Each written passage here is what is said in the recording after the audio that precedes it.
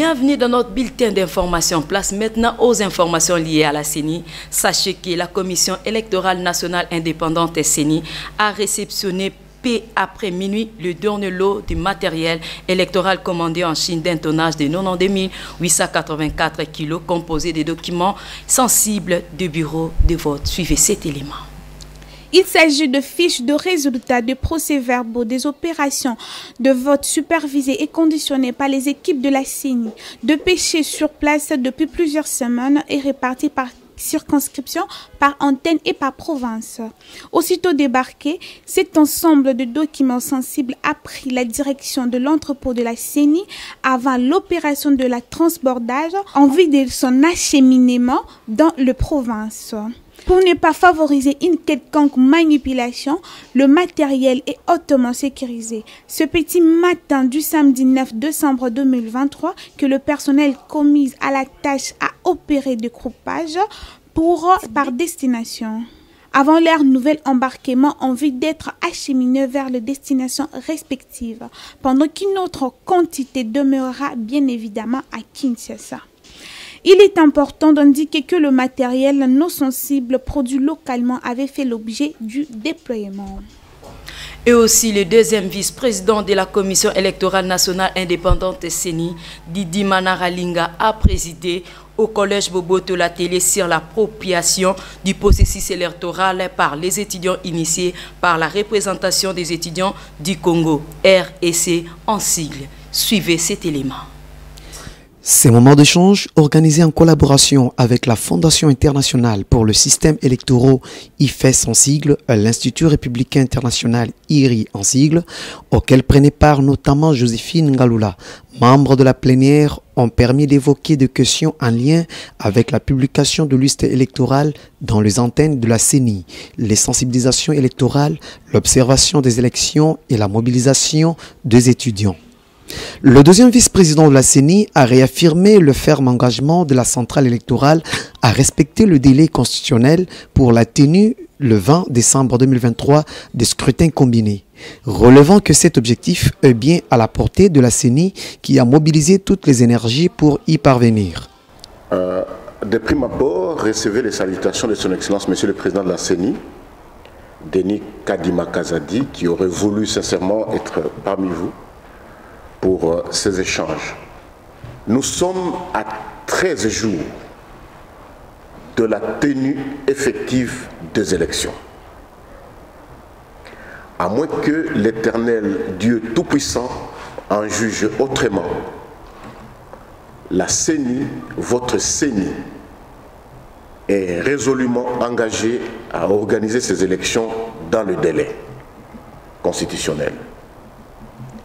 Et cet objectif, croyez-moi, est à notre portée. Nous lisons, comme vous tous aussi, sur les réseaux sociaux, qu'il y aura report, qu'il y a un problème logistique, les devs ne sont pas déployés, il y a des problèmes à gauche, à droite, mais nous vous disons ici que si Dieu ne juge pas des choses autrement, la CENI, votre CENI, organisera ce vote dans 13 jours. Votre CENI s'attelle présentement à afficher les listes électorales au niveau de nos antennes. Les listes électorales par bureau de vote de tous les électeurs. Votre CENI s'attelle, au jour d'aujourd'hui, à résoudre les questions qui concernent la défectuosité des cartes électorales. Mais laissez-moi vous préciser ici et maintenant qu'aucun Congolais éligible au vote ne sera privé de son droit. La CENI s'attelle à mettre sur pied toutes les mesures d'encadrement autour de cette question. Auparavant, dans son mot de bienvenue, Prince Wembolenga Kamana, vice-président national de la REC, a souligné que ces assises répondant à la préoccupation de voir la composante estudiantine être considérée comme partie prenante au processus électoral en République démocratique du Congo, au même titre que d'autres forces vives de la nation, avec une population estimée à plus ou moins 16 millions d'étudiants disséminés sur toute l'étendue du territoire national.